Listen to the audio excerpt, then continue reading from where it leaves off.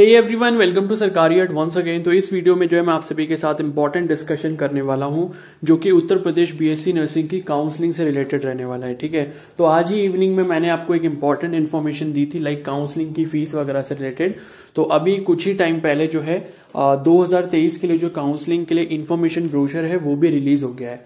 तो अब उसके अकॉर्डिंग हम लोग इस साल जो काउंसलिंग होने वाली है उसकी कंप्लीट इन्फॉर्मेशन को समझने वाले हैं। ठीक है, तो ये ब्रोशर जो है या जो ये प्रोस्पेक्टस है जिसमें सारे इंस्ट्रक्शंस काउंसलिंग के दिए गए हैं, अगर आप इसको पूरा एक बार अच्छे से समझ लेते हो तो काउंसलिंग में बीच में आपको कोई भी डाउट नहीं रहेगा। ठीक है, एंड ये मोस्ट इंपॉर्टेंट चीज है काउंसलिंग करवाने से पहले कि आप सभी इंस्ट्रक्शंस को अच्छे से समझ लो। तो इस वीडियो में मैं ये जो पूरी पीडीएफ है इसको एक्सप्लेन करने वाला हूं, जितने भी इसके सारे इंपॉर्टेंट पॉइंट्स हैं उसको अच्छे से एक्सप्लेन करूंगा सो दैट कि बीच में आप कहीं पर भी जब काउंसलिंग आप करवा रहे होगे तो आपके मन में कोई भी डाउट ना रहे इसके रिगार्डिंग। ठीक है, तो आप सभी से मेरी रिक्वेस्ट है कि प्लीज पूरा वीडियो एंड तक देख लेना या खुद से जो है एक बार पीडीएफ को रीड कर लो। अगर खुद से समझ आ जाए तो अच्छी बात है, अदरवाइज मैं बहुत ही अच्छे से सारे पॉइंट्स को एक्सप्लेन कर दूंगा। तो एक एक पॉइंट जब आप अच्छे से समझ जाओगे तो काउंसलिंग में आपको कहीं पर भी बीच में प्रॉब्लम नहीं होगी एंड खुद से आप सारी चीजें जो है डिसाइड कर पाओगे कि आपको काउंसलिंग कैसे करवानी है एंड आगे क्या क्या करना है। ठीक है, तो इस पीडीएफ के अंदर काउंसलिंग से रिलेटेड सभी इंपॉर्टेंट पॉइंट्स है लाइक फीस कितनी रहेगी और हर राउंड में क्या क्या आगे प्रोसेस रहेगा। ठीक है, तो ये सारी चीजें इस पीडीएफ के अंदर दी गई हैं। तो अभी हम लोग इस डिस्कशन को स्टार्ट करते हैं जिसमें हम लोग स्टार्टिंग से लेकर एंड तक इस पूरी पीडीएफ को कंप्लीट करेंगे। ठीक है, एंड थोड़ा सा मैं कहना चाहूंगा कि इसको जो वीडियो है इसको प्लीज एक ही बार में देखना। चाहो तो आप स्पीड जो है इसकी 2x करके देख सकते हो, लेकिन इसका जो एक भी पॉइंट है वो बिल्कुल भी मिस मत करना। ठीक है, तो यहां पर जो है आप देख सकते हो ये ऑफिशियल वेबसाइट से भी आपको पीडीएफ डाउनलोड करने को मिल जाएगा। ठीक है, जहां से आपने अपना रिजल्ट चेक करा था। तो राउंड 1 जो है वो 16 जून से स्टार्ट हो रहा है। स्केड्यूल हम ऑलरेडी देख चुके हैं, डेट्स वगैरह क्या है। तो फर्स्ट राउंड आपका 16 जून से उसका रजिस्ट्रेशन स्टार्ट होगा। ठीक है, और उसी टाइम से मतलब 16 जून से ही आपकी चॉइस फिलिंग स्टार्ट हो जाएगी। अब मैं आपको एक चीज बहुत ही इंपॉर्टेंट यहां पर बताना चाहूंगा, जो बहुत सारे बच्चे जिस चीज में गलती करते हैं वो ये है कि जैसे पहले दिन उन्होंने रजिस्ट्रेशन करा उसके बाद पहले दिन ही वो चॉइस फिल कर देंगे और फिर क्या करेंगे कि चॉइस जो है वो लॉक कर देंगे। ठीक है, क्योंकि शायद चॉइस लॉकिंग का ऑप्शन भी आएगा आपके पास। तो आप ऐसी गलती बिल्कुल भी मत करना कि पहले दिन ही आप चॉइस को लॉक कर दो। ठीक है, ये चीज आप बहुत अच्छे से समझ लो, क्योंकि क्या होता है कि अगर सपोज चॉइस लॉकिंग करने का ऑप्शन पहले दिन से एक्टिव हुआ है एंड वहां पर अगर आपने चॉइस को लॉक कर दिया तो आप उसको फिर चेंज नहीं कर सकते। एंड गलती से आपने कुछ कॉलेजेस ऐसे सेलेक्ट कर लिए जो कि आपको नहीं करने थे स्टार्टिंग में, मतलब शुरुआत की जो 4-5 कॉलेजेस होते हैं अगर आपने वो सही से सिलेक्ट नहीं करे एंड बाद में ये चीज आपको रियलाइज होती है तो वो आपके चेंज नहीं हो पाएंगे। ठीक है, तो ये देख सकते हो कि 21 तारीख तक आप रजिस्ट्रेशन कर सकते हो और 22 तारीख जो है वो चॉइस फिलिंग की लास्ट डेट है। तो मैं आप सभी को सजेस्ट करूंगा कि अगर चॉइस लॉकिंग का इसमें ऑप्शन आता है तो 20 तारीख से पहले आप चॉइस लॉक मत करना। तब तक का आपके पास टाइम रहेगा। तब तक क्या होता है कि काफी सारी चीजें हमको समझ आ रही होती हैं कॉलेजेस के बारे में एंड मैं भी उस टाइम पे आपके साथ काफी सारी चीजें डिस्कस कर रहा हूँ कॉलेजेस के रिगार्डिंग। तो ये है कि उस टाइम पे आपको सारी चीजें पता लग रही होती हैं एंड उसके बाद एक आप फाइनल डिसीजन बना पाते हो कि मुझे चॉइस फिलिंग किस तरीके से करनी है। ठीक है, तो ये चीज को प्लीज ध्यान रखना। जो बहुत सारे बच्चे जो है गलती कर देते हैं एंड फिर उन्हें वो कॉलेज मिल जाता है जो उन्हें एक्चुअल में नहीं चाहिए होता है। ठीक है, तो ये एक इंपॉर्टेंट पॉइंट है जो मैं यहाँ पर आपको मेंशन करके दे रहा हूँ। क्लियर है? अब अभी मैं श्योर नहीं हूं कि चॉइस लॉक करने का ऑप्शन फर्स्ट डे से एक्टिव हो जाएगा नहीं होगा, वो उस टाइम पर ही पता लगेगा जब रजिस्ट्रेशन हम लोग करेंगे। ठीक है, तो उसके बाद 25 जून को इसका रिजल्ट आ जाएगा फर्स्ट राउंड का और उसके बाद 26 तारीख से लेके 5 जुलाई तक आप यहां पर एडमिशन ले सकते हो फर्स्ट राउंड में जो भी आपको कॉलेज अलॉट हुआ होगा। क्लियर है? तो ये इसी तरीके से सेकंड राउंड का भी स्केड्यूल दिया हुआ है और उसके बाद मॉपअप राउंड का भी दिया है। ठीक है, तो मैं ऑलरेडी वीडियो में डिस्कस कर चुका, तो इसको अभी हम लोग डिटेल में नहीं कर रहे। और 1 अगस्त 2023 से जो है आपका एकेडमिक सेशन यानी कि क्लासेस स्टार्ट हो जाएंगे। बाकी इनके कुछ ही नंबर्स वगैरह दिए हुए हैं जो बहुत ही रेयरली लगते हैं या फिर लगते ही नहीं है, तो कोई फायदा नहीं है। ठीक है, क्योंकि मतलब आपकी कोई भी प्रॉब्लम होगी लाइक फीस वगैरह से रिलेटेड कुछ भी होगी तो कोई फायदा नहीं है। इसलिए मैं बोल रहा हूं कि जो भी चीज करो प्लीज बहुत सोच समझ कर करना। ठीक है, अब देखो यहां पर क्या लिखा है, ABVMO UP has conducted CNET 2023 on 4 June 2023 for BSc Nursing course 4 years for academic session 2023-24. The result for the same was declared on 12 June for admission to following colleges और इंस्टीट्यूशंस। ठीक है, तो 4 जून को आपका एंट्रेंस हुआ था senate का BSc nursing 4 years course के लिए, और 12 जून को जो है उसका रिजल्ट डिक्लेयर हो गया था। और कौन कौन से कॉलेजेस इसमें इंक्लूड हो रहे हैं ये आप देख लो, यहां पर लिखा है all government and private nursing colleges affiliated to ABVMU UP. ठीक है, तो अब इन्होंने देखो यहां पर लिखा है कि प्राइवेट कॉलेजेस में आपकी काउंसलिंग इसी के थ्रू होगी, तो अब आपको टेंशन लेने की जरूरत नहीं है। ठीक है, तो जितने भी यूपी के अंदर गवर्नमेंट नर्सिंग कॉलेज है, जितने भी प्राइवेट नर्सिंग कॉलेज है, लेकिन प्राइवेट नर्सिंग कॉलेजेस कौन से वाले, जो एबीवीएमयू से एफिलिएटेड हो। ठीक है, इस चीज को ध्यान रखना है। तो अब मुझे यहां पर एक डिस्टिंक्शन इस चीज का क्लियर हो गया है, जो एक नोटिस आया था बीच में जिसमें ये लिखा था कि प्राइवेट कॉलेजेस की जो काउंसलिंग है वो इस बार जो है एबीवीएमयू से नहीं होगी। तो उसका मतलब ये था कि जो प्राइवेट यूनिवर्सिटीज हैं यूपी के अंदर, ठीक है, मान लो लखनऊ में अगर कोई भी यूनिवर्सिटी है, कॉलेज की बात नहीं कर रहा, यूनिवर्सिटी की बात कर रहा हूं, तो वो यूनिवर्सिटी की काउंसलिंग या जो एडमिशन है वो इनके थ्रू नहीं होंगे, या फिर सीनेट एग्जाम के स्कोर के बेसिस पे नहीं होंगे। ठीक है, बाकी जितने भी कॉलेजेस हैं प्राइवेट और गवर्नमेंट, वो सभी में काउंसलिंग जो है वो एबीवीएमयू से होगी। तो ये चीज आपको आई होप क्लियर हो गई होगी। बाकी एसजीपीजीआई लखनऊ है, केजीएमयू लखनऊ है, आरएमएल लखनऊ है, यूपीयूएमएस एफआई है, और फिर एलएलआरएम मेरठ है। ठीक है, तो ये 2nd, 3rd, 4th, 5th, 6th ये अच्छे कॉलेजेस हैं, इसलिए इनको अलग से मेंशन किया है। और उसके बाद जितने बचे हुए गवर्नमेंट कॉलेजेस वगैरह हैं वो सभी भी, और उसके साथ साथ प्राइवेट कॉलेज सभी इंक्लूड हो जाएंगे। तो गवर्नमेंट कॉलेजेस की लिस्ट में ऑलरेडी एक बार बता चुका हूं, अब इस बार हो सकता है कि कुछ कॉलेजेस उसमें और ऐड हो गए हों, लेकिन जो पिछले साल की लिस्ट थी उस पर मैंने वीडियो बनाई थी कि टोटल कितनी सीट्स वगैरह है। अगर आपने वो नहीं देखी होगी तो उसको देख लेना, उसका लिंक मैं कमेंट सेक्शन में पिन कर दूंगा। ठीक है, बाकी काउंसलिंग से रिलेटेड में कंप्लीट प्लेलिस्ट मैंने बना दी है, उस प्लेलिस्ट में आपको काउंसलिंग से रिलेटेड सभी वीडियोस मिल जाएंगे, तो उस प्लेलिस्ट का लिंक भी आपको इस वीडियो के कमेंट सेक्शन में मिल जाएगा। अब देखो क्या है, बीएससी नर्सिंग कोर्स के लिए पहले एलिजिबिलिटी वगैरह देख लेते हैं। तो मिनिमम एज 17 साल होनी चाहिए 31 दिसंबर 2023 तक, और उसके बाद मैक्सिमम एज जो है 35 ईयर्स है। क्लियर है, किसके लिए, general, OBC, EWS, SC, ST सबके लिए, लेकिन जो पीडब्ल्यूडी कैंडिडेट्स होते हैं उनके लिए 40 ईयर्स है। ओके, बाकी यहां पर ये सब जो है एलिजिबिलिटी लिखे है, तो इसको हम लोग ज्यादा डिटेल में नहीं देखेंगे। फिजिक्स, केमिस्ट्री, बायोलॉजी, इंग्लिश आपका 12th में होना चाहिए, और मिनिमम उन चारों सब्जेक्ट को मिलाकर फिजिक्स, केमिस्ट्री, बायोलॉजी, इन तीनों को मिलाकर आपका मिनिमम 45% होना चाहिए। ठीक है, तो ये एलिजिबिलिटी क्राइटेरिया अगर आपका मैच हो रहा है। अब ये सारी चीजें यहां पर इसलिए मेंशन की गई है कि कहीं गलती से आपने जो है एप्लीकेशन फॉर्म भी भर दिया और आपने एग्जाम भी दे दिया, लेकिन आपने क्या करा, एलिजिबिलिटी को सही से नहीं देखा। उसके बाद क्या कर रहे हो आप, काउंसलिंग में भी पार्ट लोगे, आपको सीट भी अगर मिल गई गलती से, मान लो आपकी रैंक वगैरह काफी अच्छी है, और उसके बाद पता चल रहा है कि आपकी फिजिक्स, केमिस्ट्री और बायोलॉजी तीनों के मिला के मिनिमम 45% नहीं हो रहे, तो क्या होगा कि वहां से आपका एडमिशन कैंसिल होगा, सीट भी नहीं मिलेगी, और साथ साथ क्या होगा, आपकी काउंसलिंग की जो फीस है 5,500 रुपए के आसपास, वो भी आपको वापस नहीं मिलेगी, तो नुकसान है आपका। ठीक है, इसीलिए ये पॉइंट्स को यहां पर क्लियरली मेंशन दोबारा से किया गया है। ठीक है, तो कोई होते हैं भूले भटके कैंडिडेट्स जो ऐसा करते हैं, जो सही से पहले इन्फॉर्मेशन नहीं पढ़ते और सिर्फ अप्लाई कर देते, तो उनके लिए इन्फॉर्मेशन दी गई है। ठीक है, और मैंने भी ये चीज आपको बता दी। तो इंग्लिश में आप खाली पास होने चाहिए, फिजिक्स, केमिस्ट्री, बायोलॉजी इन तीनों को मिला के मिनिमम आपका 45% 12th में होना चाहिए। ठीक है, बाकी इंग्लिश कंपलसरी है, और उसके बाद जो है जिसने एनआईओएस से करा है वो भी यहाँ पर एलिजिबल है। ठीक है, और कलर ब्लाइंड कैंडिडेट्स भी एलिजिबल हैं, लेकिन क्या है कि उनके पास कलर करेक्टिव कॉन्टेक्ट लेंस होने चाहिए। ओके, और the selection of candidates will subject to medical fitness, तो यानी कि आप मेडिकली फिट होने चाहिए, और मैरिड कैंडिडेट्स भी यहां पर एलिजिबल रहेंगे। क्लियर है, अब आगे चलते हैं। अब बात करते हैं कि काउंसलिंग का रजिस्ट्रेशन कैसे होगा। ठीक है, तो ये लिखा है फर्स्ट पॉइंट, तो एलिजिबल कैंडिडेट्स को जो है रजिस्टर करना पड़ेगा ऑनलाइन पोर्टल पे, और online registration for counselling is to be done by the candidate through the official website abvmu.up.edu.in। ठीक है, तो इससे हमको एक चीज ये पता लग रही है कि इस बार जो है शायद डीजीएमई इसकी काउंसलिंग नहीं करवा रहा है, क्योंकि इन्होंने जो है वेबसाइट का जो लिंक दिया है वो abvmu UP वाला दिया है। ठीक है, एबीवीएमयू के वेबसाइट का लिंक दिया, यानी कि इस बार जो काउंसलिंग है वो एबीवीएमयू करवा रही है, डीजीएमई इसमें पार्टिसिपेट नहीं कर रहा। अगर डीजीएमई कर रहा होता तो वो dgme.gov.in वो वाली वेबसाइट का लिंक देते। ठीक है, तो ये चीज क्लियर हो गई, आपका जो रजिस्ट्रेशन होगा एबीवीएमयू की वेबसाइट से ही होगा। उसके बाद नेक्स्ट है, candidate should register for counselling on the portal using their NEET 2023 registration ID and date of birth. तो आपको रजिस्ट्रेशन जो करना होगा वो अपना रजिस्ट्रेशन आईडी आपको डालना है और डेट ऑफ बर्थ डालना है, वो आपके एडमिट कार्ड में भी दिया होगा, और आपने जो एप्लीकेशन फॉर्म का प्रिंट आउट सेव करा था उसमें भी होगा। ठीक है, उसके बाद क्या है, candidate has to pay INR 500 as counselling registration fee that is non refundable and INR 5000 as counselling security fee through online mode. The candidates who do not pay both fee will not be considered for counselling process. ठीक है, तो 500 rupees की जो है आपकी counselling की registration fees है जो कि नॉन रिफंडेबल है, वो आपको किसी भी हाल में वापस नहीं दी जाएगी।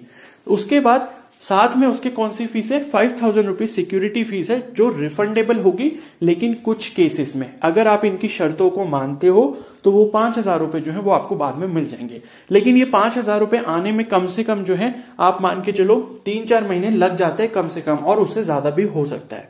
ठीक है, तो इसलिए जब काउंसलिंग पूरी हो जाएगी तो इस चीज को अपने दिमाग में मत रखना कि मेरे पैसे अभी तक वापस क्यों नहीं आए, क्योंकि काउंसलिंग खत्म होने के बाद भी 3 से 4 महीने कम से कम लग जाते हैं। ठीक है, बाकी अपनी वेबसाइट जो है रेगुलरली चेक करते रहना, वहीं पर आपको सारे अपडेट्स मिलेंगे। बाकी अपना जो अकाउंट है, अब मैं यहाँ पर एक बहुत इंपॉर्टेंट चीज बता रहा हूं जो पिछले साल काफी कैंडिडेट्स के साथ हुई। एक तो पहली चीज ये कि जब आप कोई भी फीस कटवा रहे हो, यहाँ पर पे कर रहे हो, लाइक काउंसलिंग की रजिस्ट्रेशन फी हो गई या फिर सिक्योरिटी फीस हो गई, तो वो जो फीस आप पे करोगे वो डेबिट कार्ड या फिर क्रेडिट कार्ड का इस्तेमाल करके ही पे करना। ठीक है, कोई भी कैंडिडेट यूपीआई का यूज ना करे। जो यूपीआई होता है, यूपीआई का मतलब जैसे पेटीएम हो गया, गूगल पे हो गया, फोन पे हो गया, तो इस मोड का इस्तेमाल बिल्कुल भी ना करें फीस पे करने में। अदरवाइज क्या होगा, अगर आप इससे करते हो, बहुत सारे कैंडिडेट्स की फीस जो है वो फेल हो जाती है, और कई बार ऐसा होता है कि फीस आपके अकाउंट से कट गई, वहां तक पहुंचती नहीं है, सक्सेसफुल शो करता नहीं है, एंड लास्ट डेट जब आ रही होती है तब आपको समझ नहीं आता कि हम करें क्या। और कुछ कैंडिडेट्स थक हार के फिर क्या करते हैं, दोबारा फीस को पे कर देते हैं, और जो पहली वाली फीस होती है उसका कोई नामो निशान होता नहीं है, ना वो आपके अकाउंट में वापस आती है, ना वो वहां पर सक्सेसफुल होती है। तो इस चीज का बहुत अच्छे से ध्यान रखना। ठीक है, डेबिट कार्ड या क्रेडिट कार्ड का ही यूज करो। एंड साथ में मैं कुछ अच्छे 4 बैंक्स का नाम बता रहा हूं, तो अगर इन 4 बैंक से आप करवाओ तो बेस्ट रहेगा। लाइक एक्सिस बैंक हो गया, ICICI बैंक हो गया, HDFC बैंक हो गया और बैंक ऑफ बड़ौदा हो गया। ठीक है, तो इन 4 बैंक के अगर आपके पास डेबिट या क्रेडिट कार्ड है तो उसी से करना। आपके पास नहीं है, अपने रिलेटिव, फ्रेंड, साइबर कैफे वाला किसी के पास भी जाओ तो, लेकिन करवाओ अगर इसी बैंक से तो सबसे अच्छा रहेगा। ठीक है, ये कुछ इंपॉर्टेंट टिप्स है जो हर कोई नहीं देगा आपको। ठीक है, लेकिन मुझे पता है कि स्टूडेंट्स को कहां कहां पर प्रॉब्लम फेस करनी पड़ती है, तो इसीलिए मैं ये चीजें एडवांस में बता रहा हूं। ठीक है, ये चीज समझ आ गई। अब उसके बाद क्या है, यहां पर क्या है, जब आप सिक्योरिटी फीस जमा करोगे और सिक्योरिटी फीस आपको जो है वापस मिलेगी। ठीक है, तो ये लोग क्या करेंगे, आपसे बैंक डिटेल ऐड करवाएंगे, बैंक अकाउंट की डिटेल को ऐड करवाएंगे। तो वो बैंक अकाउंट जो है वो आपका हो, आपके पेरेंट्स का हो, कोई दिक्कत नहीं है, आपका खुद का नहीं भी है तो भी चलेगा, आपकी मम्मी का हो, पापा का हो, भाई का, बहन का हो, किसी का भी हो, चल जाएगा। ठीक है, लेकिन एक चीज आपको ध्यान रखनी है, जब तक काउंसलिंग की फीस जो है, सिक्योरिटी फीस, वो आपके खाते में वापस नहीं आ जाती, आप उस अकाउंट को कृपया करके बंद बिल्कुल भी ना करवाएं। ठीक है, कुछ कैंडिडेट्स ऐसे होते हैं अकाउंट्स क्लोज करवा देते हैं या उनका अकाउंट किसी वजह से बंद हो जाता है, तो ये चीज आपको ध्यान रखनी है कि मेरी जब तक सिक्योरिटी फीस वापस नहीं आ जाती, मुझे अपना अकाउंट बंद नहीं होने देना है किसी भी हाल में।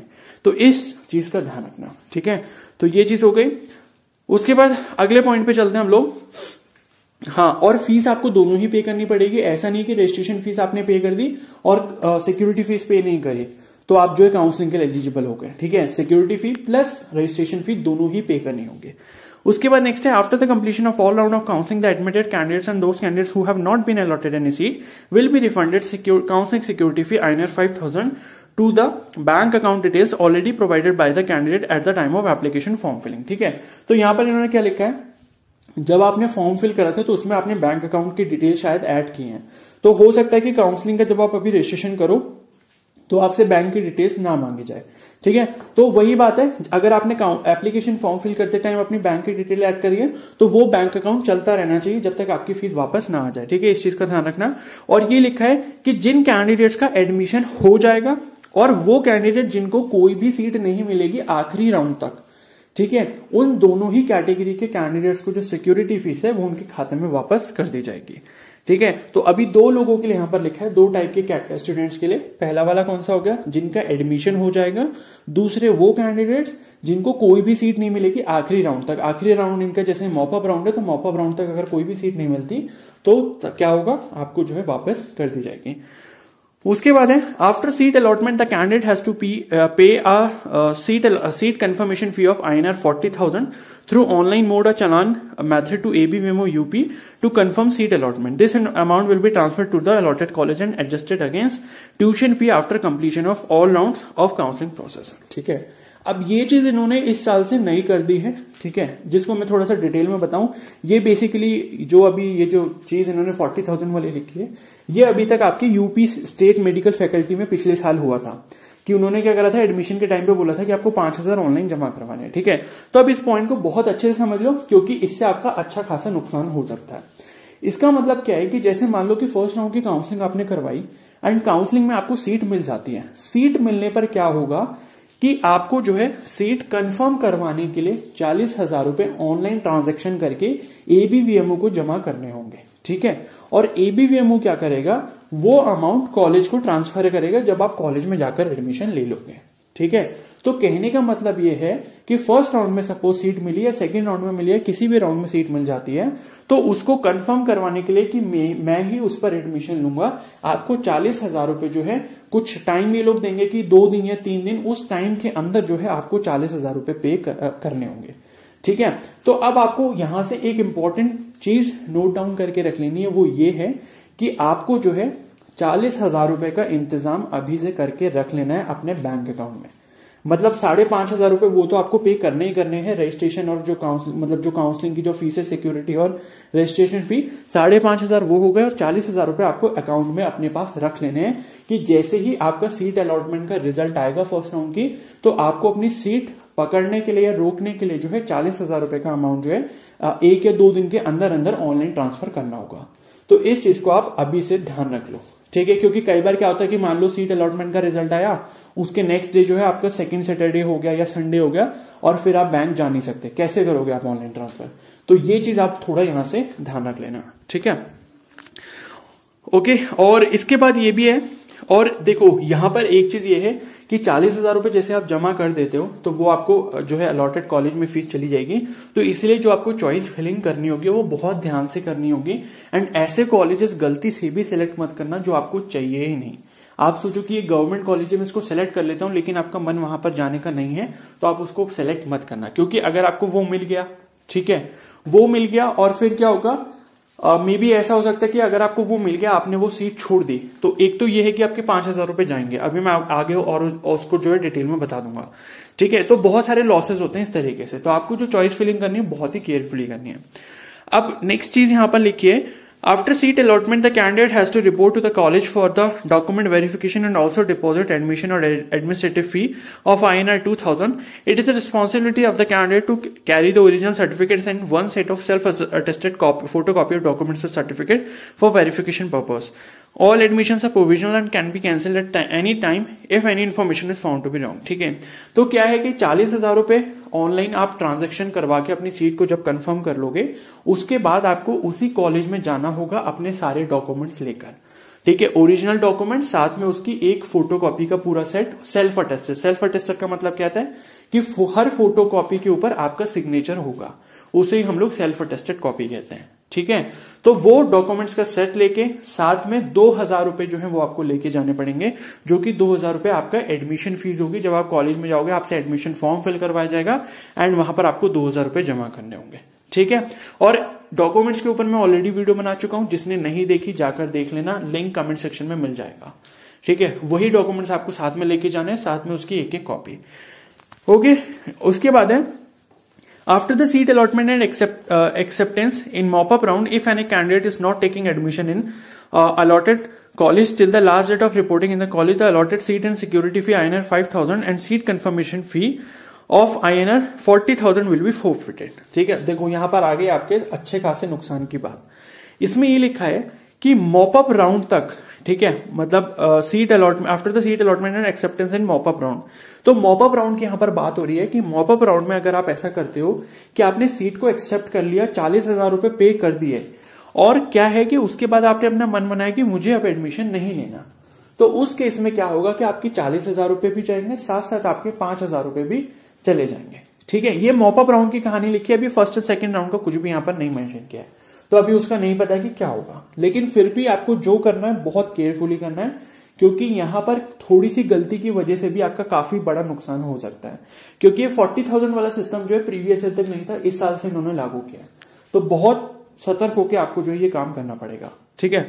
तो मॉपअप राउंड में आपको बिल्कुल भी ऐसी गलती नहीं करनी। मॉपअप राउंड में वही कॉलेज सिलेक्ट करोगे जो सच में चाहिए, बिल्कुल भी वो कॉलेज सिलेक्ट मत करना जो नहीं चाहिए, क्योंकि गलती से अगर वो मिल गया और फिर आपका मन हुआ कि भाई मुझे एडमिशन नहीं लेना, तो आपका 45,000 रुपीज ऐसे का ऐसे चला जाएगा, ठीक है।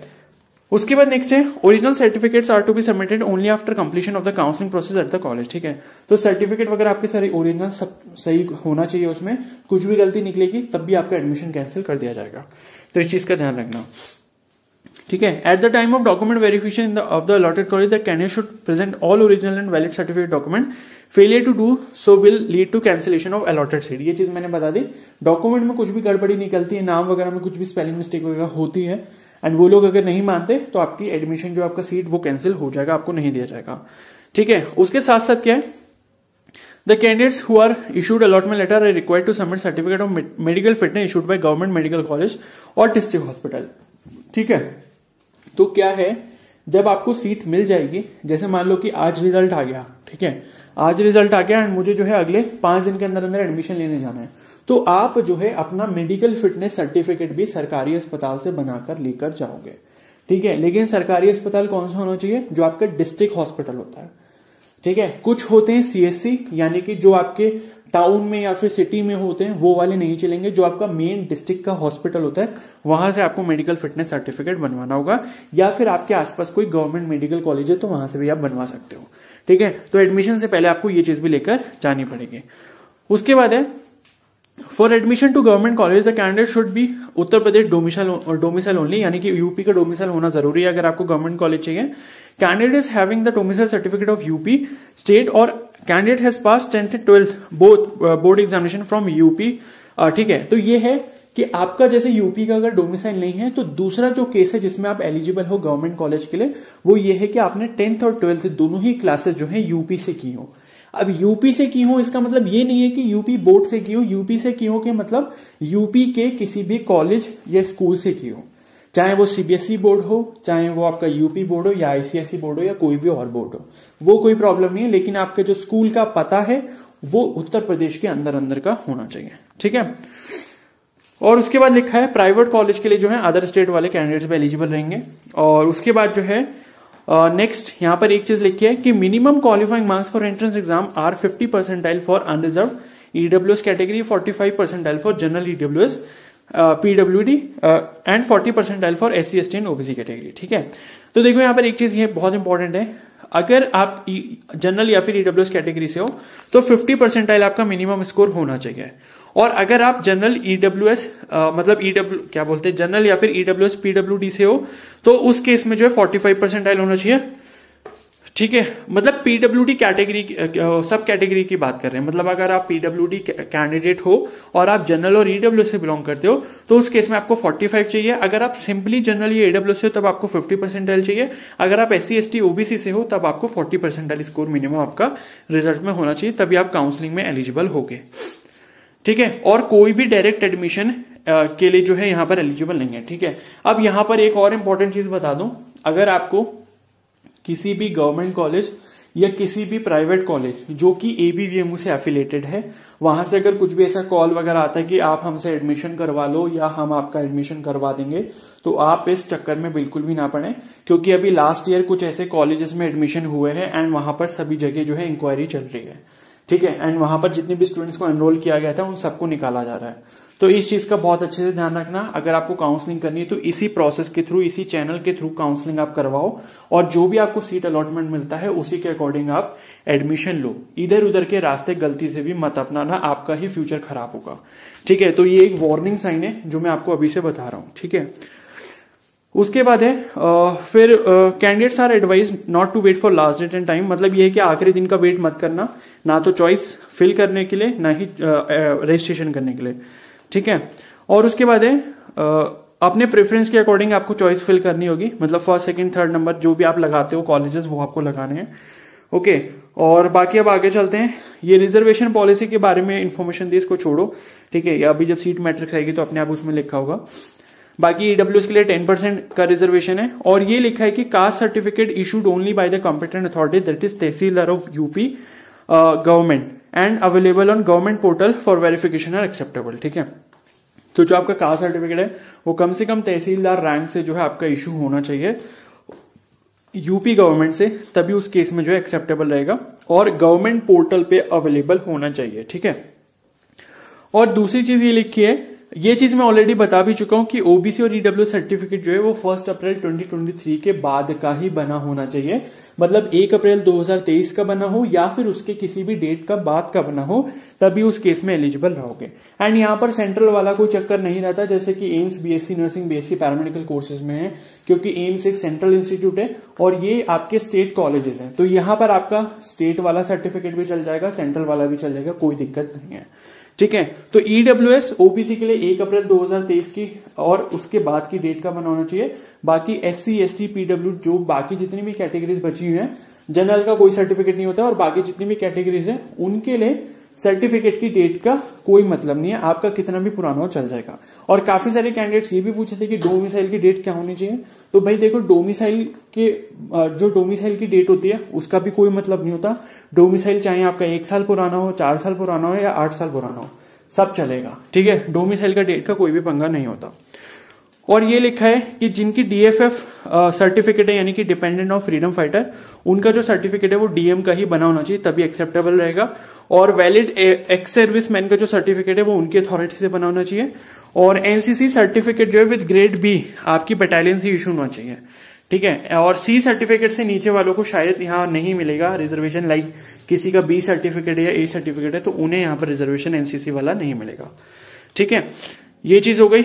अब और कुछ इंपॉर्टेंट इन्फॉर्मेशन अगर है तो मैं देख लेता हूं। उसके बाद जो है, हाँ अब देखो राउंड 1 में आपको क्या क्या चीजें करनी है वो यहां पर लिखा है। रजिस्ट्रेशन प्रोसेस कैसे होगा, तो पहली चीज तो ये है कि all the candidates have been listed as qualified for counselling in the result notification will be able to participate in the counselling subject to fulfilling the eligibility criteria as prescribed in examination information brochure. ठीक है। इसका मतलब ये कि जो आपका result आया है, अगर आपके रिजल्ट में लिखा हुआ है क्वालिफाइड फॉर काउंसलिंग, तभी आप फर्स्ट राउंड की काउंसलिंग करवा सकते हो, अदरवाइज आप नहीं करवा सकते। तो इस चीज को ध्यान रखना। उसके बाद रजिस्ट्रेशन प्रोसेस आपका abvmu.up.edu.in इस वेबसाइट पे जाके होगा। आपको क्या करना है, अपना सीनेट 2023 का रजिस्ट्रेशन आईडी और डेट ऑफ बर्थ एंटर करना है एंड उसके बाद उससे लॉग इन करना है। उसके बाद क्या है, रजिस्ट्रेशन के टाइम पे आपको कुछ अपनी primary information like important information जो भी है, लाइक जैसे कि आपका नाम हो गया, आपके फादर का नेम हो गया, मदर का नेम हो गया, डेट ऑफ बर्थ हो गया, कैटेगरी हो गई, सब कैटेगरी हो गई, एड्रेस हो गया, ये सब चीजें जो है आपकी पहले से फिल करी होंगी जो कि आपने सीनेट 2023 के रजिस्ट्रेशन में फिल की थी। ठीक है। वो आपको अपने आप दिख जाएंगे जब आप लॉग इन करोगे। उसके बाद क्या है कि candidates who had marked appeared in 12th standard examination board examination during the application process have to update the 10+2 marks. ठीक है। तो जिस किसी कैंडिडेट ने सीनेट का फॉर्म फिल करते टाइम ये लिखा था कि हमारा अपीयरिंग चल रहा है, यानी कि 2023 में हमारा 12th हो रहा है और उन्होंने अगर 12th के मार्क्स ऐड नहीं करे तो वो 12th के मार्क्स भी आपको काउंसलिंग के जो काउंसलिंग का जब आप रजिस्ट्रेशन कर रहे होगे तब आपको अपडेट करने होंगे। साथ ही साथ आपको जो है 10th का हाई स्कूल का जो सर्टिफिकेट है वो अपलोड करना होगा। 12th का जो एग्जामिनेशन की मार्कशीट है या फिर 12th की मार्कशीट और 10th का पासिंग सर्टिफिकेट जो है ये दोनों आपको अपलोड करने होंगे। ठीक है। तो अब ये डिफरेंस जो है अच्छे से याद रखना, 10th का सर्टिफिकेट है, मार्कशीट नहीं है। साथ ही साथ 12th का जो है मार्कशीट है, सर्टिफिकेट नहीं है। ठीक है। तो ये दोनों डॉक्यूमेंट्स आपको अपलोड करने हैं। उसके बाद है डोमिसाइल स्टेटस भी जो है वो आपको यहां पर बताना होगा कि आप यूपी से बिलोंग करते हो नहीं करते हो, यस या नो करना होगा। अगर आप यस करोगे तभी आप गवर्नमेंट कॉलेज के लिए सिलेक्ट कर पाओगे गवर्नमेंट कॉलेजेस को अपनी लिस्ट में। अगर आप नो करोगे तो आपको गवर्नमेंट कॉलेज दिखाई ही नहीं देंगे जब आप काउंसलिंग की चॉइस फिल करोगे। इस चीज को ध्यान रखना। और उसके बाद आपका जो भी माइनॉरिटी स्टेटस है, लाइक क्रिश्चियन, जैन, मुस्लिम, ठीक है, जो भी आपका माइनॉरिटी स्टेटस है रिलीजन वाइज, वो आप वहां पर अपडेट कर देना। और उसके बाद जो है आपको कुछ सर्टिफिकेट भी अपलोड करने होंगे, जैसे कि डोमिसाइल और माइनॉरिटी का स्टेटस और बाकी कैटेगरी सर्टिफिकेट। ठीक है। Candidate can also update the gender information if field wrong in the format eight the time of. अगर किसी कैंडिडेट का जेंडर चेंज हो गया, मतलब कोई मेल कैंडिडेट था उसने गलती से फीमेल सेलेक्ट कर दिया, या कोई फीमेल कैंडिडेट था तो उसने मेल सेलेक्ट कर दिया, तो आप जेंडर को चेंज कर सकते हो, कोई प्रॉब्लम नहीं है। ओके। उसके बाद क्या है, आपको 500 रुपीज की काउंसलिंग रजिस्ट्रेशन फी पे करनी है। उसके बाद 5000 रुपीज की सिक्योरिटी फीस पे करनी है। ये मैंने बता दिया क्रेडिट या डेबिट कार्ड से करना, यानी कि टोटल आपको 5500 रुपए यहां पर जमा करने होंगे। ठीक है। उसके बाद आपको क्या करना है, exercising choices, acceptance of seat allocation and admission process. उसके बाद क्या है, सिंपली ये जब आपका प्रोसेस कंप्लीट हो जाएगा आपके पास चॉइस फिलिंग का ऑप्शन आ जाएगा। फिर आपको अपनी चॉइसेस फिल करनी है।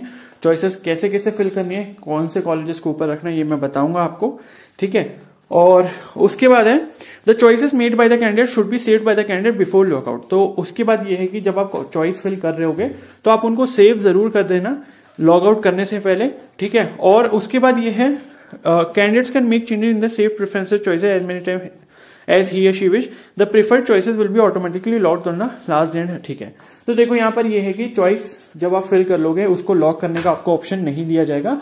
चॉइसेस जो है आखिरी डेट जब होगी फर्स्ट राउंड की काउंसलिंग की चॉइस फिलिंग की, जो कि शायद 22 जून है, तो 22 जून को क्या होगा, जब 22 जून आपकी लास्ट डेट है उसके बाद चॉइसेस आपकी ऑटोमेटिकली लॉक हो जाएंगी। उससे पहले तक आप कभी भी अपनी चॉइस को चेंज कर सकते हो सेव करके, ठीक है। तो सेव जरूर कर लेना सो दैट कि आप बार बार आपको चॉइस फिल ना करनी पड़े, ठीक है। तो आप कभी भी चेंज कर सकते हो, ओके। और उसके बाद है जब आप चॉइसेस अपनी फिल कर लेते हो तो प्लीज उसका प्रिंट आउट जरूर निकाल लेना, वो आपको आगे काम आएगा, ठीक है। और उसके बाद है the candidate should log in to the portal for information regarding seat allotment. तो 25 तारीख को जो आपका सीट अलॉटमेंट आ जाएगा उस दिन आपको पता लग जाएगा कि आपको सीट अलॉट हुई है या नहीं हुई है, ठीक है। उसके बाद क्या होगा, आपके पास कुछ ऑप्शन आएंगे, ऑप्शन 1, ऑप्शन 2, ऑप्शन 3 करके, ठीक है। ऑप्शन 1 में क्या आएगा कि accept allotted seat and do not wish to participate in second round of counselling, ठीक है, यानी कि फ्रीज। तो ऑप्शन 1 अगर आप चूज कर रहे हो तो इसका मतलब ये है कि आपने जो आपको सीट मिली है वो आपने एक्सेप्ट कर ली है और सेकंड राउंड में आप पार्टिसिपेट नहीं करोगे, आपकी काउंसलिंग का जो प्रोसेस है वो वहीं पर खत्म हो जाएगा। फिर ऑप्शन 2 उनके लिए है जो सीट को एक्सेप्ट तो करेंगे लेकिन वो चाहते हैं कि सेकंड राउंड में हम लोग यहां पर जो है क्या करें, पार्टिसिपेट दोबारा से करें सो दैट कि हमारी सीट अपग्रेड हो जाए। और ऑप्शन 3 उन कैंडिडेट्स के लिए है, कहां गया, नीचे गया शायद, ठीक है, एक मिनट रुको, इसको दोबारा से ओपन कर लेता हूं मैं, ठीक है। ये राउंड 1 की बात कर रहे थे ना, हाँ ठीक है। ऑप्शन 3 देखो, इसमें लिखा है कि decline allotted seat and want to participate in round 2 of counselling, ठीक है। तो जब आप ऑप्शन 3 चूज करोगे यानी कि जो सीट आपको मिली है वो आपको नहीं चाहिए और आप जो है सेकंड राउंड में पार्टिसिपेट करने के लिए आगे जा रहे हो। अब यहाँ एक इंपॉर्टेंट नोट लिखा है कि failure to log in and selecting option after seat allocation within the date and time specified in the schedule will lead to forfeiture of the allotted seat and security fee INR 5000।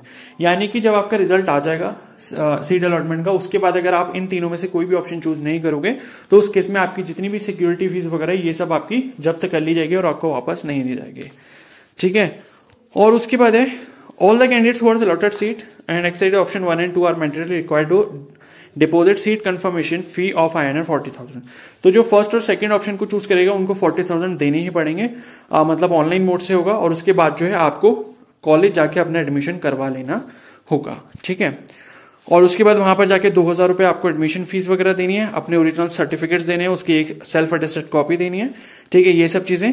और ये यहाँ पर documents की list भी लिखी है, चाहो तो एक बार देख लेना, वैसे मैं ऑलरेडी एक बार बता भी चुका हूं, ठीक है। और उसके बाद जो है फिर उसके बाद ये लिखा है कि after seat allotment acceptance if any candidate is not taking admission in allotted college, तो उस केस में भी जो है 5,000 आपके वापस नहीं मिलेंगे। यानी कि आपने एक्सेप्ट तो कर ली सीट, फिर आप एडमिशन लेने नहीं गए तब भी आपको 5,000 रुपए वापस नहीं दिए जाएंगे, ठीक है, ये चीज हो गई। और उसके बाद जो है ये चीज लिखिए कि after the completion of round 1 of the counselling the candidate will be eligible for seat upgrade और reshuffle in round 2 counselling. If any candidate reshuffle their existing seat and gets new upgraded seat in round 2, his या her round 1 seat automatically get cancel, ठीक है। तो अगर आप round 2 में participate करोगे, round 1 में सीट मिलने के बाद राउंड 1 में जब आप एडमिशन ले लोगे तो राउंड 2 में जो आपको सीट मिलेगी वो सीट आपकी हो जाएगी और राउंड 1 में जो आपकी सीट थी वो ऑटोमेटिकली कैंसिल कर दी जाएगी, ठीक है। और उसके बाद है कि अगर किसी कैंडिडेट की सीट जो है वो अपग्रेड या रिशफल नहीं होती है तो फर्स्ट वाली जो है सीट उसकी वैसी की वैसी रहेगी, वो कैंसिल नहीं होगी, ठीक है। और उसके बाद है candidates who have not been allotted any seat in round 1 of counselling will be eligible for round 2 counselling without paying the counselling registration fee of INR 500। यानी कि फर्स्ट राउंड में अगर सपोज आपको सीट नहीं मिलती है, कोई भी सीट अलॉटमेंट आपका नहीं होता है, तो राउंड 2 में जो है आप पार्टिसिपेट डायरेक्टली कर सकते हो और उस केस में आपको 500 रुपए दोबारा जमा करने की जरूरत नहीं है। यानी कि राउंड 2 में पार्टिसिपेट दोबारा करने के लिए आपको कोई भी फीस नहीं देनी होगी अगर आपको राउंड 1 में कोई भी सीट नहीं मिलती है, ठीक है। उसके बाद राउंड 2 की एलिजिबिलिटी यहां पर लिखी है, तो all candidates who have not participated in round 1, ठीक है। तो राउंड 2 के लिए देखो कौन कौन कैंडिडेट्स एलिजिबल है। राउंड 1 में जिसने पार्टिसिपेट नहीं करा वो डायरेक्टली राउंड 2 में भी जा सकता है। उसके बाद ये है कि जिसने राउंड 1 में पार्टिसिपेट करा और उसको कोई भी सीट अलॉट नहीं हुई तो वो भी राउंड 2 में पार्टिसिपेट कर सकता है। तीसरा केस ये है कि जिसने सेकंड ऑप्शन 2 सेलेक्ट करा था, यानी कि फर्स्ट राउंड में एडमिशन ले लिया और उसको सेकंड राउंड में अपग्रेड करना है, तो वो सेकंड राउंड में पार्टिसिपेट कर सकता है। और जिस कैंडिडेट ने ऑप्शन 3 को सिलेक्ट करा है वो भी जो है क्या कर सकता है, सेकंड राउंड में पार्टिसिपेट करना चाहता है तो वो कर सकता है। लेकिन क्या होगा कि उसको दोबारा से अपनी फीस वगैरह, सिक्योरिटी फीस और रजिस्ट्रेशन फी पे करनी होगी। ठीक है। और ऐसे कैंडिडेट्स जो एलिजिबल नहीं होंगे उनके लिए क्या कंडीशन लिखी है कि जिन कैंडिडेट ने राउंड 1 में पार्टिसिपेट करा, ऑप्शन 1 भी उन्होंने सेलेक्ट करा, यानी कि accept allotted seat and do not wish to participate in round 2 of counselling, यानी कि जिसने ऑप्शन 1 सेलेक्ट करा होगा, यानी कि एक्सेप्ट कर ली उसने अलॉटेड सीट और उसको सेकंड राउंड में पार्टिसिपेट नहीं करना, वही कैंडिडेट सेकंड राउंड के लिए एलिजिबल नहीं होंगे। ठीक है। बाकी रजिस्ट्रेशन प्रोसेस वगैरह वही सब चीजें सेम है, जैसे फर्स्ट राउंड में आप करोगे वही सब चीजें यहाँ दोबारा से लिखी हैं, तो इसको पढ़ने का कोई मतलब नहीं है। और उसके बाद फिर वही ऑप्शन 1, ऑप्शन 2, ऑप्शन 3 आएगा आपके पास। ठीक है। फिर आगे चलते हैं अभी। ओके, हाँ, फिर यहां पर जो है आपके पास 2 ऑप्शन आएंगे। ऑप्शन 3 यहां पर अब नहीं आएगा, ऑप्शन 2 ऑप्शन आएंगे। ऑप्शन 1 में होगा कि एक्सेप्ट अलॉटेड सीट, यानी कि एक्सेप्ट कर लो, या तो ऑप्शन 2 होगा कि डिक्लाइन कर लो। तो वही चीज है कि अगर वो ये कि आप ऑप्शन कोई भी सिलेक्ट नहीं करोगे तो उस केस में आपकी सिक्योरिटी फीस जो है वो आपको वापस नहीं दी जाएगी। ठीक है। और उसके बाद है फिर वही जिसने एक्सेप्ट करी होगी उसको 40,000 रुपीज फिर से ऑनलाइन पे करने होंगे, कॉलेज जाना होगा, सर्टिफिकेट वगैरह दिखाने होंगे, 2,000 रुपए देके अपना एडमिशन फॉर्म फिल करना होगा। बस इतना ही फिर से लिखा है। फिर उसके बाद जो भी डॉक्यूमेंट्स वगैरह ये फिर से लिस्ट दिए यहाँ पर। ठीक है। और उसके बाद है थर्ड जो है वो आपका mop up round, online, on campus या ऑफ कैंपस मॉपअप राउंड। ठीक है। तो मॉपअप काउंसलिंग में भी held in online, off campus और online on campus mode depending on the availability of seats and prevailing situation at the time of mop up round of counselling. ठीक है। तो आपकी जो मॉपअप राउंड की काउंसलिंग है वो ऑनलाइन भी हो सकती है, ऑफलाइन भी हो सकती है। अभी कुछ कंफर्म नहीं है, जब वो टाइम आएगा तो मैं आपको बता दूंगा। ठीक है। तो कौन कौन से कैंडिडेट्स एलिजिबल होंगे मॉपअप राउंड में? जिन कैंडिडेट्स ने किसी भी पहले राउंड में पार्टिसिपेट नहीं करा, मतलब फर्स्ट सेकंड राउंड में नहीं करा, तो आप मॉपअप राउंड के लिए एलिजिबल हो। दूसरे वो कैंडिडेट्स एलिजिबल होंगे जिन्होंने राउंड 1 और राउंड 2 में दोनों में ही पार्टिसिपेट करा है। ठीक है। लेकिन उनको कोई भी कॉलेज अभी तक नहीं मिला। और तीसरा पॉइंट ये लिखा है कि जिन कैंडिडेट्स ने अपना एडमिशन प्रोसेस कंप्लीट कर लिया राउंड 1 या राउंड 2 में, लेकिन फिर भी वो मॉपअप राउंड में पार्टिसिपेट करना चाहते हैं, तो होगा क्या, लेकिन उनको क्या है कि अपनी पुरानी वाली जो सीट है जो उनको राउंड 1 या राउंड 2 में मिली होगी उससे रिजाइन देना होगा, और रिजाइन देने के बाद जो है वो मॉपअप राउंड में पार्टिसिपेट कर पाएंगे। और उससे क्या होगा कि आपकी 5,000 रुपए की जो फीस है वो भी आपको वापस नहीं मिलेगी, और जो आपकी सीट थी राउंड 1 या राउंड 2 वाली वो भी आपसे ले ली जाएगी वापस, और वो भी आपकी नहीं रहेगी। और मॉपअप राउंड में आपको किस्मत से मिल गई तो ठीक है, वरना आपको कोई भी सीट नहीं मिलेगी। क्लियर है। और कौन से जो कैंडिडेट्स हैं मॉपअप राउंड में काउंसलिंग में एलिजिबल नहीं होंगे कि all candidates who have participated and allotted seat in round 1 and round 2 have not been resign. यानी कि राउंड 1 में आपको सीट मिल गई, राउंड 2 में आपको सीट मिल गई, किसी भी एक राउंड में आपको सीट मिली है, दोनों में से किसी में भी मिली है, दोनों में मिल गई, और आपने जाके एडमिशन ले लिया और आप अपनी सीट को रिजाइन नहीं करते हो, तो उस केस में आप मॉपअप राउंड में काउंसलिंग नहीं कर पाओगे। ठीक है। और उसके बाद फिर online off campus mode, online mode में जब आपकी काउंसलिंग अगर होती तो वही सेम प्रोसेस रहेगा। ABVMO के वेबसाइट पे जाके सीनेट रजिस्ट्रेशन आईडी, पासवर्ड, मतलब डेट ऑफ बर्थ एंटर करके 500 रुपीज जो है सभी को दोबारा से जमा करने होंगे। ठीक है। तो मॉपअप राउंड में किसी के लिए भी छूट नहीं है। मॉपअप राउंड में जो है सभी को दोबारा से जो काउंसलिंग की रजिस्ट्रेशन फीस है वो देनी होगी, सिक्योरिटी फीस नहीं देनी होगी। ठीक है। सिक्योरिटी फीस अभी जो मैंने पीछे केसेस बताए हैं, पीछे जितने भी, उस केसेस में देनी होगी, बाकी केस में नहीं देनी होगी। बाकी फिर वही है, ये डॉक्यूमेंट्स वगैरह अपलोड करने। ठीक है। और उसके बाद जो है फिर वही एडमिशन प्रोसेस वगैरह करना है। फिर उसके बाद फिर से वही ऑप्शन आएगा, ऑप्शन 1 एंड ऑप्शन 2। ठीक है। जिसने ऑप्शन 1 चूज करा होगा 40,000 पे करेगा, और उसके बाद डॉक्यूमेंट्स वगैरह कॉलेज लेके जाएगा, फिर वहां पर 2,000 रुपए देके एडमिशन फॉर्म फिल करेगा। बस यही सब है। ठीक है। तो ये आपका रहेगा मॉपअप राउंड का पूरा प्रोसेस। और ये कुछ कन्वर्जन एल्गोरिदम लिखा है। इसका मतलब ये है कि अगर कोई कैटेगरी की सीट बच जाती है तो उसको किस में कन्वर्ट किया जाएगा। ठीक है। जैसे मान लो ST कैटेगरी की कोई सीट बच जाती है, PWD सब कैटेगरी या एफएफ सब कैटेगरी या ईएसएम सब कैटेगरी या एनसीसी सब कैटेगरी, तो उसको डायरेक्टली एसटी कोटा में कन्वर्ट कर दिया जाएगा। अगर सपोज 6 नंबर पे जैसे लिखा है कि एसटी कोटा की कोई सीट बच जाती है खाली मॉप अप राउंड तक, आखिरी राउंड तक जो है, तो उसको जो है एससी कैटेगरी में बदल दिया जाएगा। तो ये आपका कन्वर्जन एल्गोरिथम था और यहाँ पर आपकी 19 पेज की जो पीडीएफ है वो खत्म होती है एंड मैंने सारे जो इसके पॉइंट्स हैं वो आपको डिटेल में एक्सप्लेन कर दिए हैं। तो अगर आप अभी तक इस वीडियो में बने रहे हो तो बहुत अच्छी बात है, आपको एक एक पॉइंट की नॉलेज होगी। कोई भी इसके बाद अगर आपका डाउट रहता है तो आप मुझे कमेंट सेक्शन में जरूर बता सकते हो। साथ ही साथ आप मुझे इंस्टाग्राम पे मैसेज कर सकते हो, इंस्टाग्राम का लिंक आपको इसी वीडियो के नीचे कमेंट सेक्शन में मिल जाएगा। बाकी एडमिशन के डॉक्यूमेंट्स जो हैं या काउंसलिंग के जो डॉक्यूमेंट्स है उसमें मैंने वीडियो बनाई थी, वो जाकर देख लेना। दोबारा से भी एक वीडियो बना दूंगा मैं जिसमें इसी को इंक्लूड कर दूंगा, इसी इन्फॉर्मेशन ब्रोशर को, ठीक है, वो भी अपलोड हो जाएंगे। और साथ ही साथ गवर्नमेंट कॉलेजेस जो पिछले साल के थे उसमें कितनी कितनी सीट्स हैं वो भी मैंने बताया, और आपको जो है प्रायोरिटी लिस्ट अपनी कैसे बनानी चाहिए उस पर भी मैंने कुछ एडवाइसेस दिए हैं, तो उसकी वीडियो भी आपको कमेंट सेक्शन में मिल जाएंगी। तो सभी हेल्पफुल वीडियोस के जो लिंक है आपको कमेंट सेक्शन में मिल जाएंगे, वहां से उनको भी जरूर चेकआउट कर लेना। बाकी अगर चैनल पर नए हो तो जरूर सब्सक्राइब कर लो और बेल आइकन को प्रेस कर लो, सो दैट फ्यूचर में इससे रिलेटेड जितनी भी चीजें होंगी सारी इंपॉर्टेंट चीजें मैं आपको बताऊंगा। बस थोड़ा सा पेशेंस रखना, जल्दबाजी मत करना काउंसलिंग करवाने में, ठीक है। काउंसलिंग से रिलेटेड सारी हेल्प मैं करूंगा, आपको कोई भी टेंशन लेने की नीड नहीं है।